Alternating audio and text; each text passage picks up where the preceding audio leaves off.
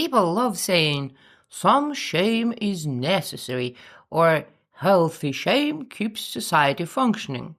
Let's test this claim.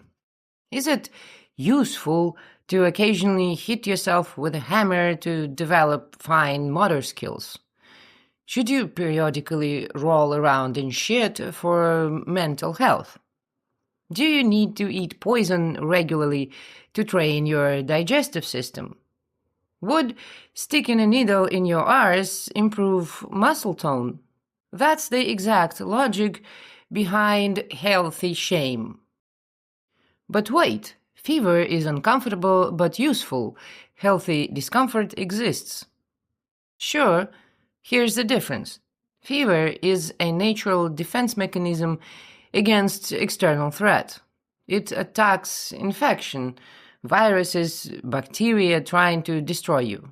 Fever isn't designed to kill you, it's designed to kill what's attacking you. Now the question, what infection does shame attack? Some would say it attacks pride. But pride isn't an external infection. Pride is the other side of shame. They're the same hierarchical positioning mechanism running in opposite directions. Pride says, I'm superior. Shame says, I'm inferior. Both require vertical positioning. Both require comparing yourself to others on an imaginary scale. Both are obsessed with where you stand in a hierarchy. Pride isn't the disease shame protects you from. Pride is what emerges when shame becomes unbearable and gets inverted. It's the compensation mechanism, not a separate infection. This is what creates narcissists. They are not shameless, they're compensating their shame. If you didn't have shame establishing the hierarchy in the first place, you wouldn't need pride to position yourself above others. Neither would exist without the hierarchical framework that generates both. So, no, shame doesn't protect you from pride infection. Shame is the infection. It's not a defense mechanism protecting you from external harm, it's a parasitic mechanism that attacks your own system. That's why healthy shame is an oxymoron, like healthy violence or beneficial wound. You can't have a beneficial parasite that systematically destroys your ability to function autonomously.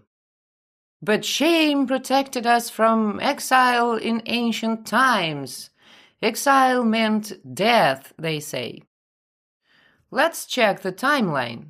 Homo sapiens existed for roughly 300,000 years. The agricultural revolution happened about 10 to 12,000 years ago. That's 3% of our species' history. For 97% of human existence in hunter-gatherer societies, nobody got exiled for singing out of tune. Exile was extremely rare and reserved for genuinely dangerous behavior, violence that threatened the group. People could move between groups. Resources came directly from nature, not from group membership. The equation exile equals death emerged after the agricultural revolution created artificial scarcity. Once land became property and resources became controlled rather than directly accessible, losing group membership meant losing access to survival resources. This isn't a natural evolutionary mechanism.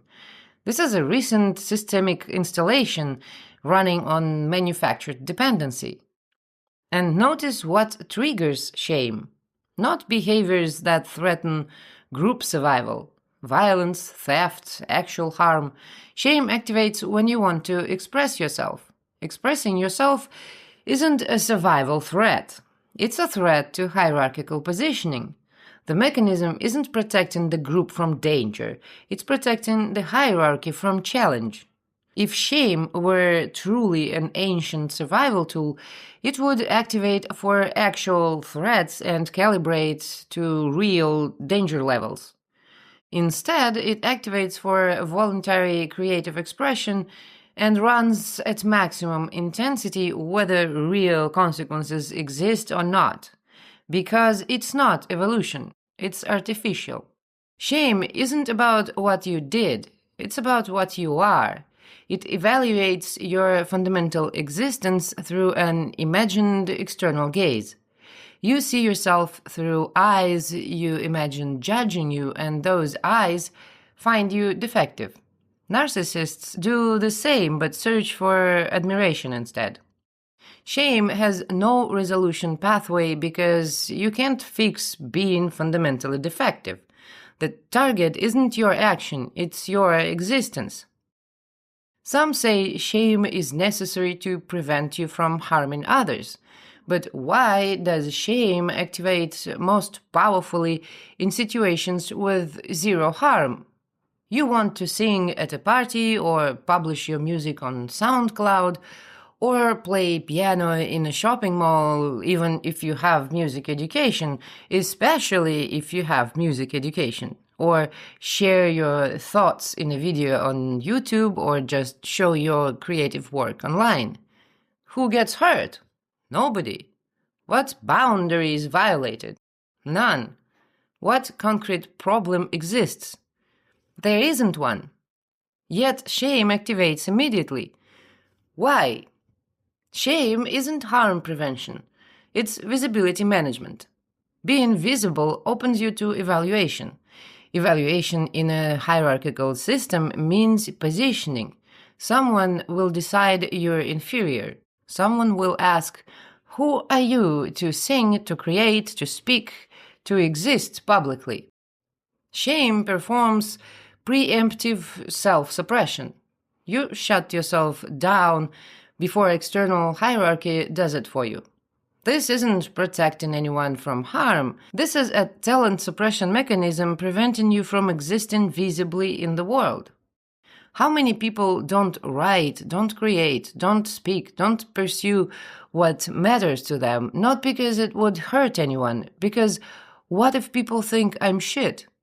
I can answer this question right now. Some people think I'm shit, but who gives a shit about those people?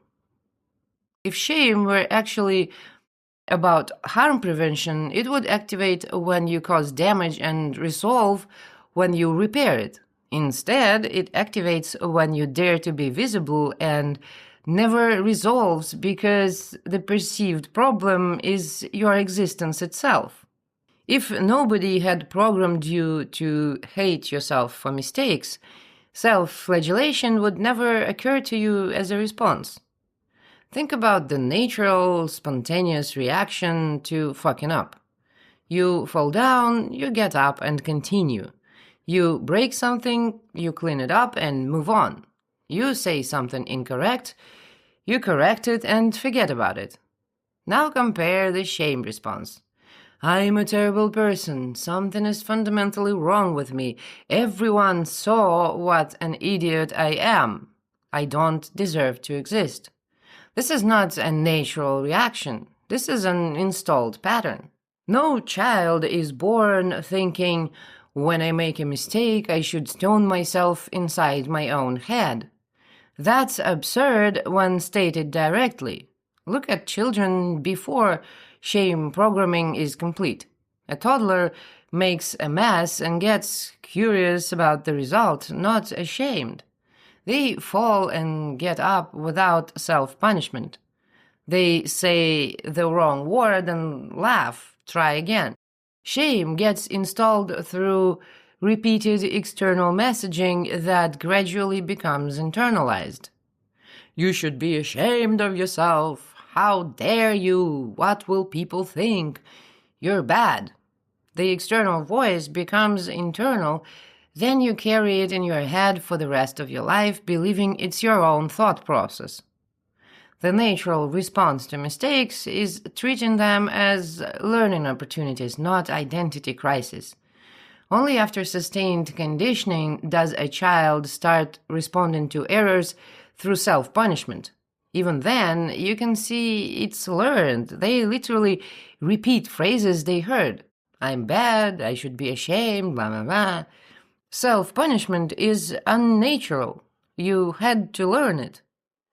Here's what makes the shame is necessary argument so emotionally charged.